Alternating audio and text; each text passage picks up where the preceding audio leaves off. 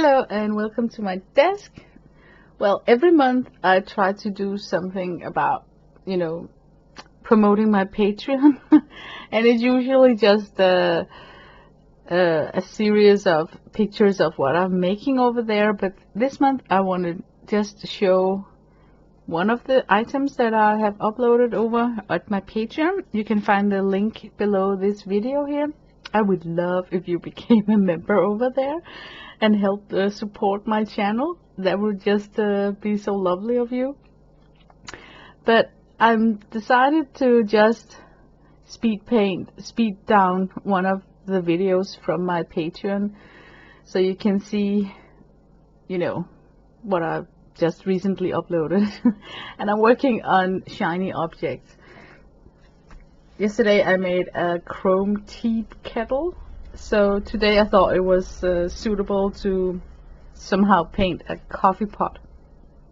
And one of the things that I fear about painting items that are reflecting light differently because they're shiny is to where to put the shadows and the highlights. I find it's very confusing, especially because we all know that if you're painting things in chrome or reflective items, they actually reflect the surrounding around them and not so much its own shape.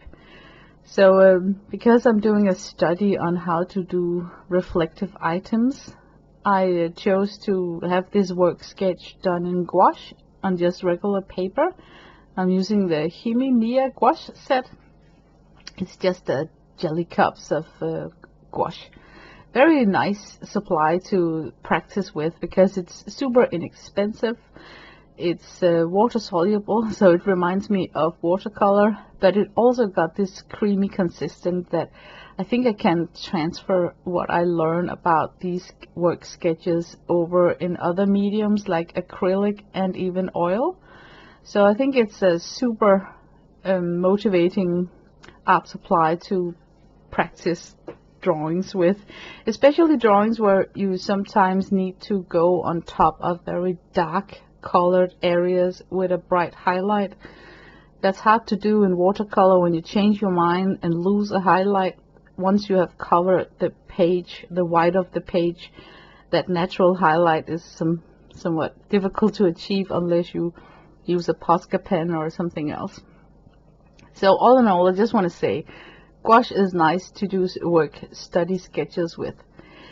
And because I find it very difficult to paint reflective items near a still life with other items reflecting itself as a mirror onto the object, I just do a calm work sketch with a solid background. It's not standing on a table with a cup next to it that I need to pay attention to.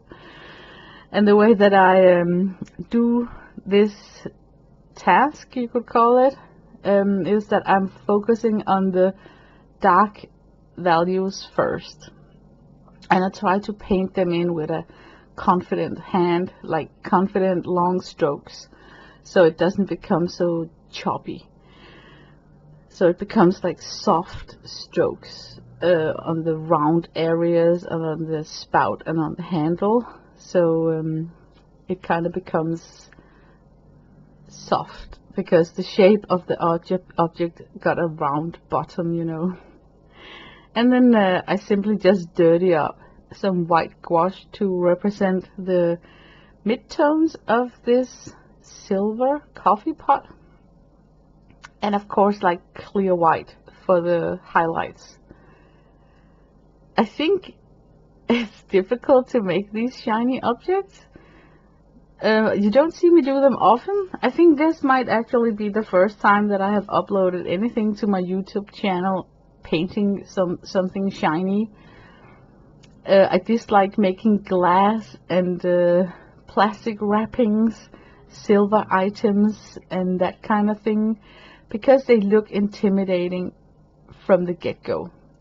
I don't know if you guys got the same feeling, like you're looking at a reference picture and you're thinking like, oh man, that would be so awesome to paint that thing, but it looks too detailed, too difficult. So I kind of just move on. But I think sometimes we need to tackle our, I don't want to call it fear, because I don't find this fearful, but I really would like to tackle this, to just convince myself that, hey, it might not be as hard as I think it is. So that's actually why I, over at my Patreon, showing my work sketches with these shiny objects. And yeah, there's not really much to say other than when you put in the dark values first, I think it kind of is given where to paint the rest of the shapes, because then you got all the light open spaces that you just need to you know, yeah, put value on, basically. But it still is crazy to work with a shape like this one here, where it's very narrow in the top and then it widens out to a very round shaped bottom. So if I had to paint like a chrome tube, I could just use streaks. But here I need to think a little bit about how do I put the shape of the round bottom into the, I would call it streaks, and make them curvy. So there is a little bit of thinking going on here, and I'm not sure that my shading is spot on or correct. I'm still just learning to paint these shiny objects. But what I'm thinking is a mirror, like the handle mirror itself on the right side of the pot with just a stroke, and that stroke needs to be curvy because of the curved bottom of this shape here. And then the spout on the left needs to be represented with some sort of white stripe to divide it from the actual body of the coffee pot, right? So that's going on in my mind, like where I'm placing these dark shades here. And then it's just a question about putting in some super bright highlights to emulate the silver. And yes, it is so tempting to grab metallic watercolors, or if you got like a metallic Krylon pen or whatnot, but I try to just solve this drawing by using gouache and not making it into some sort of mixed media with shimmer paint or whatnot. So I like it when it's well done. You know, I see other people paint these items and I always enjoy watching the work process and thinking that, oh my god, it looks so realistic, you know. So I really like the fulfilling of when you're done with this kind of painting, that you feel you overcame an obstacle and it's not looking that bad, you know. So it removed some of the feelings about this being an intimidating object to paint by just trying it out. But I think that yeah, I use the round brush a lot for this. Usually I use flat brushes when I paint with gouache, but this was really likable to do with a round brush tip. And then I think that most silverware is like dressed up with a lot of ornaments, so I wanted to bring that into my drawings also to make this silver pot really special. So I'm trying here to paint in some decorations on the handle, and I really love that I started out with this black background and then came on top of it with the details, because I think I just made it so much easier for myself than if I did it reverse, using the black colors to carve out bright details. Because as a watercolorist, it's very easy to think like that, because usually you start with the bright colors and then you add more and more value and end up painting the dark values, right? But because I'm working with gouache, I knew that I could go on top of it with a lighter color, and it helped me a lot Oh man, I would have hated life if I had to do this the reverse way, you know, where I first had to think and visualize the ornaments on this handle and then only draw in the dark value of its shape. That would be like really a Peter. So that was a good learning curve. But all in all, I think it looks super beautiful. And I'm not discouraged about trying to paint shiny objects after just 2 paintings that I've done this week, which is the chrome tea kettle.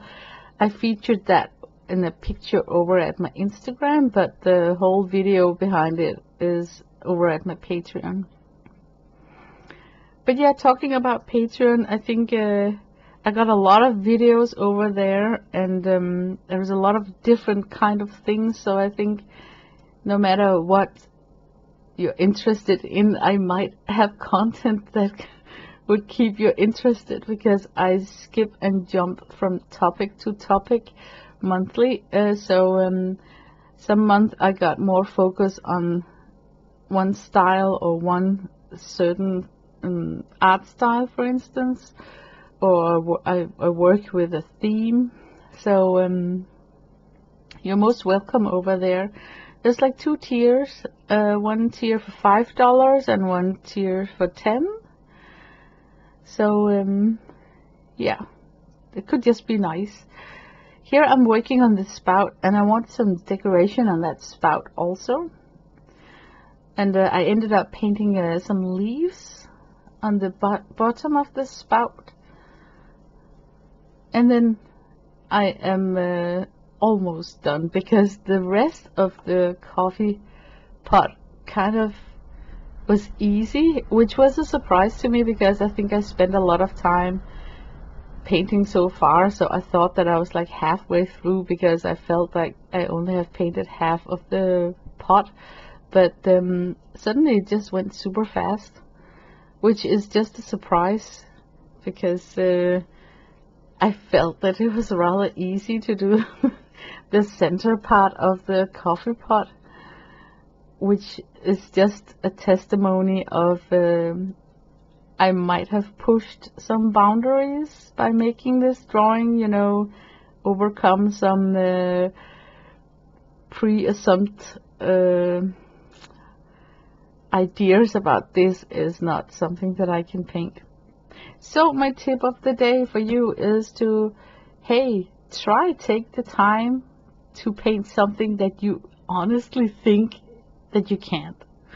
Like, pick a reference photo that you think that, no, I cannot paint this, and then give it a go, and then you will be happily surprised to how far you actually can get in solving that kind of problem. So yeah, I think it's important that we try to push ourselves, even though this is a hobby and it's all about having fun and enjoy yourself. I think there's also this element of trying to push and then bit by bit things are just getting better and better month after month. You guys who have been following me from the start, when I started to draw back in 2017, you have seen how I, year by year, I have just getting a little bit better, and I think it's because of painting like these, you know, that I sometimes quarterly picks up a subject thinking like, I cannot do this, and then I try it, but I only do it like a couple of times in a year when I'm thinking back, so I think I must be lazy. But thank you guys for watching, and I wish you a nice week. So bye bye.